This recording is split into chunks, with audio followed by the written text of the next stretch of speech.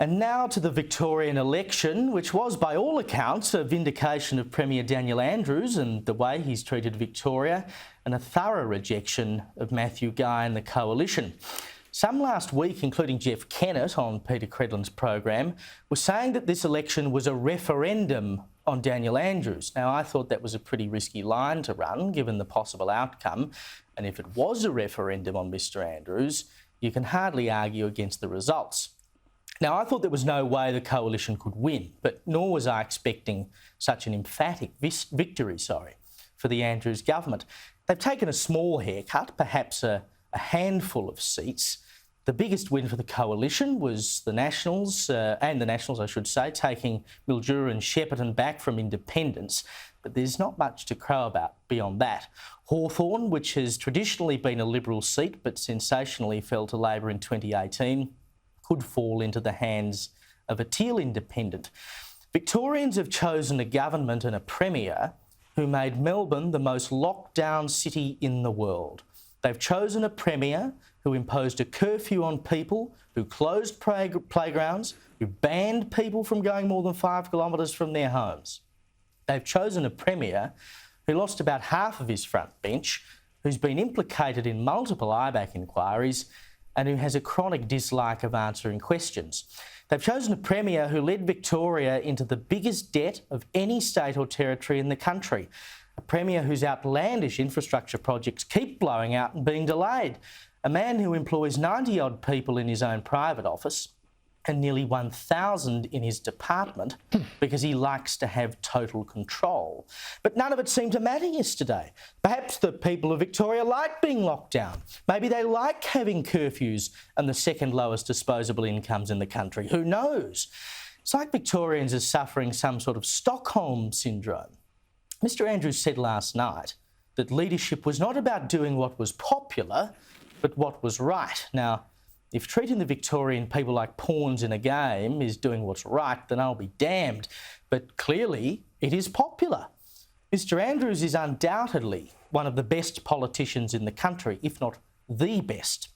He dodges a question like no one else, and he wields power like no one else.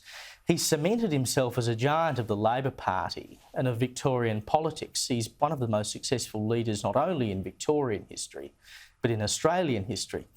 Plenty of people within the ALP don't like him or the way he does things, but they cannot deny that it works. It keeps winning them government, and so generally they put up with it.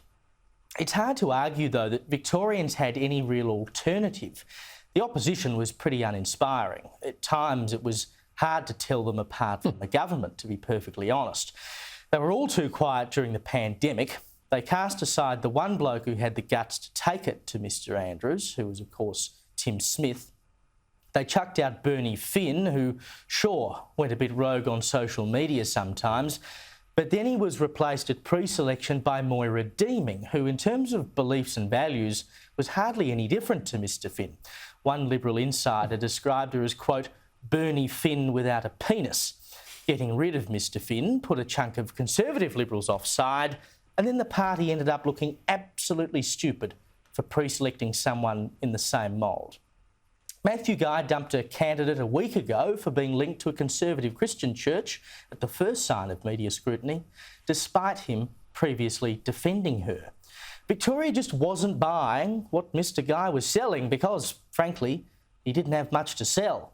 In some ways, this result is good for the coalition because it's proven once and for all that they need to change.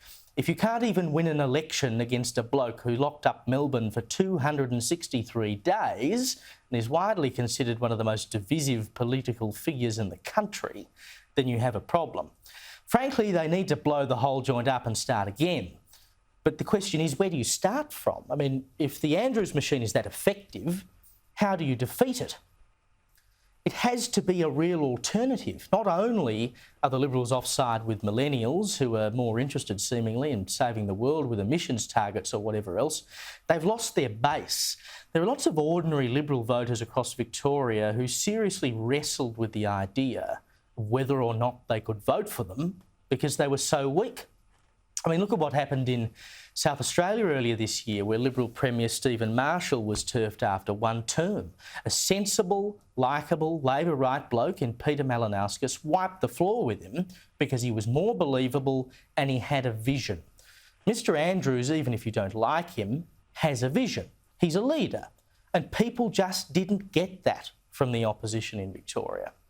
The opposition has signed up to the idea of an Indigenous treaty in Victoria. Their environmental policies aren't all that different from Labor. They were basically Labor light. Why would any Labor-inclined person vote for the watered-down version of what they already have? And why would any Liberal-inclined person vote for something they don't believe in? It's a disaster, and it should be a message to all the greenies and assorted types on the left of the Liberal Party that lurching to the left isn't going to save the party. They have to stand for something. And if they don't work it out soon, they could well hand Mr Andrews a historic fourth term in 2026.